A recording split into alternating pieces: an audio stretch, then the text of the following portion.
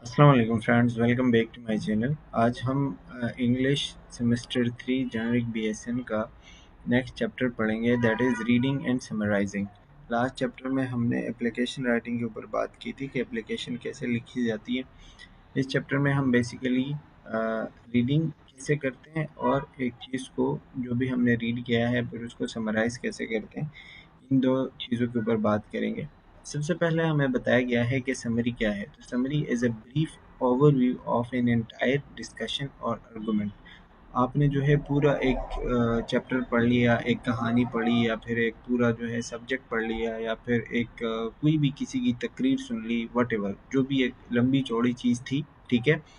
उसका आपने उसको सुनने के बाद, पढ़ने के बाद, पूरा उसको समझने के बाद आप उसको एक खुलासा, मतलब उसका एक खुलासा प्रिपेयर करके बयान करते हो, ठीक है। That is called summary. Summary में क्या है, when you take a lot of information and create condensed version that covers the main points.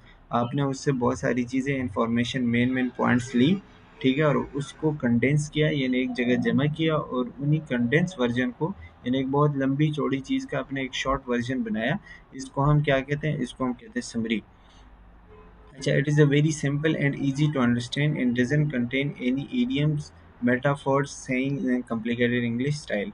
मतलब ये बहुत इजी होती हैं, इसमें आप जो है कोई ऐसी बड़ी बड़ी बातें, कोई कहावत, कोई इंग्लिश के जैसे मुश्किल अल्फाज होते हैं ना, ये सारी चीज़ आपने नहीं लिखनी होती। बिल्कुल आसान अल्फाज में, अपने अल्फाज में आप समरी लिखते हो, ठीक है।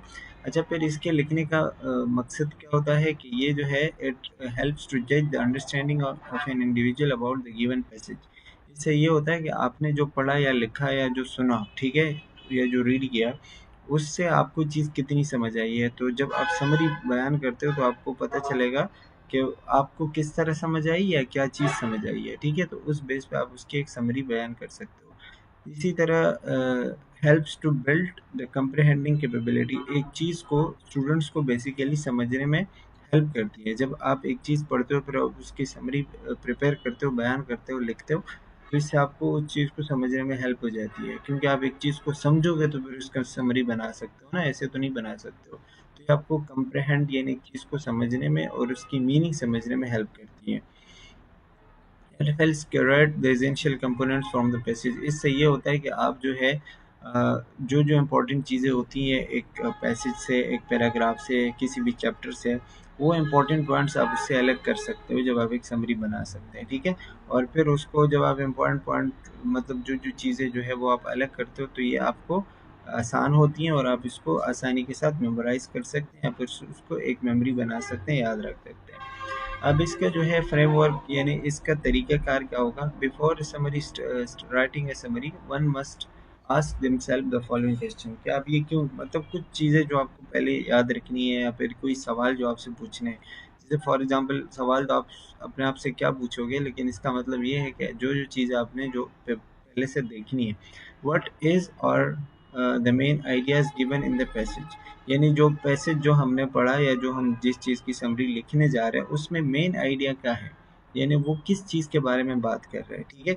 वही बात कि what the passage is about, कि किस चीज़ के बारे में है। इट्स टोन, इट्स टोन कि ये कोई कहानी है, ये कोई ड्रामा है, कोई फ़िल्म है, या कोई ऐसी कोई स्टोरी है, व्हाटएवर उसका। अच्छा, और ये किसी रिवेंज स्टोरी है, कोई इस तरह का कोई दूसरी चीज़ है, ठीक है। उसको किस अंदाज में लिखा गया है। व्हाट टाइप ऑफ राइटिंग, वही बात कि उसकी राइटिंग कैसी है। पैराग्राफ में लिखा हुआ है, कंटिन्यूस राइटिंग है, ड्रामा है, स्टोरी है, ठीक है। What are the crucial details and points, उसके मेन पॉइंट्स क्या होंगे जो हमने स्किप नहीं करना और समरी में शामिल करना है, ठीक है। और जो जो चीज़ें हम, are the parts relevant to the passage, जो जो चीज़ें हम शामिल करेंगे वो क्या उस चीज़ से, मेन पैराग्राफ से ताल्लुक़ रख रहे हैं। What is the irrelevant information in the passage, क्या है उसमें ऐसी चीज़ें हैं जो ज़रूरी नहीं है या उसको आप स्किप कर सकते हो या फिर उसका कोई ताल्लुक़ नहीं है मेन टॉपिक से। If you were to write a headline or a heading for the passage in your own word, how would you begin? अगर आपको उसके लिए कोई लाइन, एक लाइन में लिखनी पड़े या फिर वो आप जो है अपने अल्फाज में लिखना पड़े, तो आप उसका टॉपिक या हेडिंग क्या दोगे। तो ये सारी चीज़ें जो है आप पहले से मतलब प्रिपेयर करते हो, ठीक है। अच्छा, फिर उसके स्टेप्स पर आते हैं। स्टेप्स पर क्या होता है after reading the passage once reread it but slowly. जब आपने एक दफ़ा वो चीज़ पढ़ी है तो आप उसको दोबारा पढ़ें, लेकिन स्लोली पढ़ें, आराम आराम से, क्योंकि उसको फिर आपने समझना है और समझने के बाद आपने उसकी समरी प्रिपेयर करनी है ना, ठीक है। अच्छा, जैसे जैसे आप पढ़ते हो तो आप उसमें इंपॉर्टेंट पॉइंट्स और कीवर्ड जो होते हैं वो अपने आप अपने साथ जो है वो नोट किया करें। जब आपके पास एक समरी आ जाती है, ठीक है, तो फिर आप क्या करते हो, reread it to check its similarity to the original passage given. और फिर जब आप वो लिख लेते हो तो फिर आप उसको जो ओरिजिनल पैसेज है उसके साथ आप सिमिलरिटीज़, यानी उसमें जो जो चीज़ें मिलती जुलती हैं वो आप देखते हो, ठीक है। फिर एक एक पार्ट आप उसमें से देखते हो, पैराग्राफ और segment in one in two sentences. उस मेन पैसेज में या मेन जो आपका मतलब जिससे आप लिख रहे हो पैराग्राफ, उसको उसके हर पार्ट को आप एक एक या दो दो सेंटेंसेस में जो है वो समराइज करते हो, ठीक है। बहुत लंबी कहानी उसमें नहीं होती। अच्छा, फिर उसमें क्या करते हैं, how to summarise the paragraph, one should read the paragraph. वही बात कि 2 दफ़ा कम से कम आपने पढ़ना है और उसके जो मेन मेन टॉपिक्स होते हैं उनको आपने अलग करना है, ठीक है। If it conveys reliably the meaning of the paragraph consider it your summary. वही बात कि उसमें से जो मेन मेन चीज़ें होती हैं वो अलग करें, पैराग्राफ को डिफरेंट टॉपिक्स में, हिस्सों में डिवाइड करें ताकि वो आपको समराइज करने में आसान हो।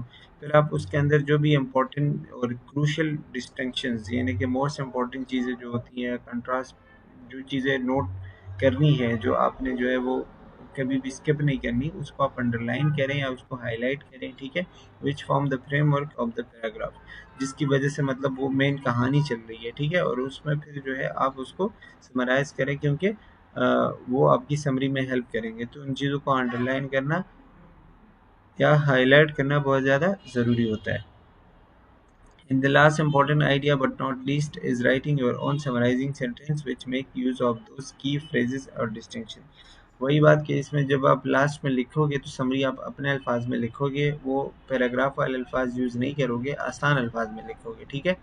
इसी तरह अगर आप कोई आर्टिकल जो है वो आर्टिकल एक अलग चीज़ होती है, अगर उसको समराइज़ करोगे तो वही बात कि इसमें आर वाई द आर्टिकल कि आप इसको क्यों कर रहे हो और ये किन लोगों के लिए, डॉक्टर्स के लिए, नर्सेस के लिए, किसी आम आदमी के लिए, तो फिर उसी हिसाब से आप उसको जो है वो क्या करोगे, समराइज़ करोगे, ठीक है।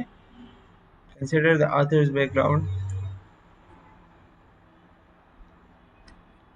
ओके सॉरी, ऑथर्स बैकग्राउंड का मतलब ये होता है कि जो इसका राइटर है वो कौन है, डॉक्टर है, नर्स है, ठीक है, या कोई दूसरा बंदा है, और उसने जो है किस तरीके से ये चीज़ लिखी है।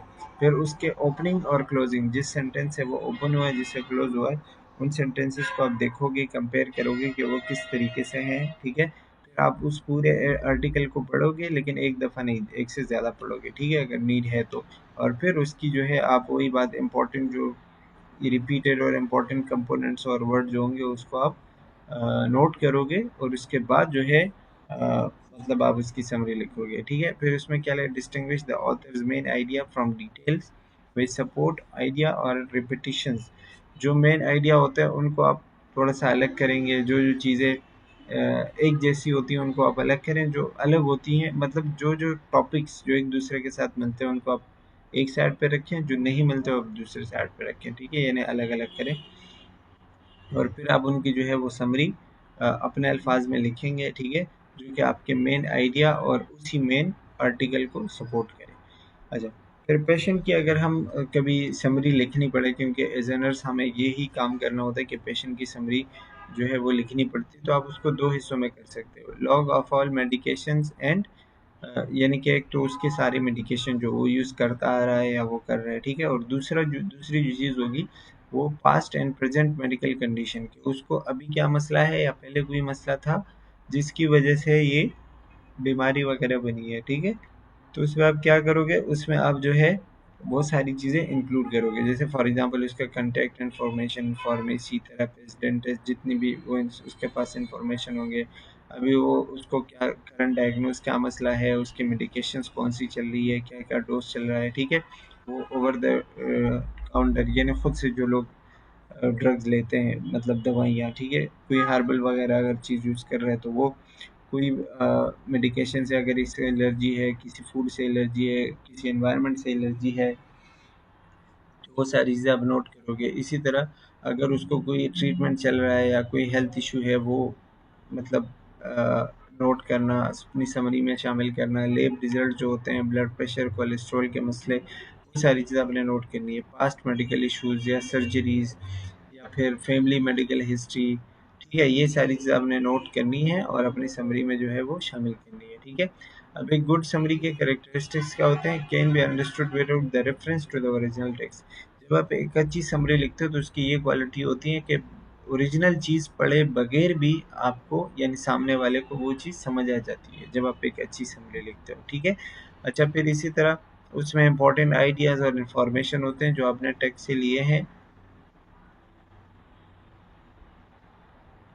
और इसमें कोई अननेसेसरी यानी कोई कोई गैर ज़रूरी चीज़ें नहीं होती, डिटेल्स नहीं होती, और ये एक पूरा रीडेबल चीज़ होती है, बिल्कुल आप उसको पढ़ सकते हैं ए टू जेड, ठीक है।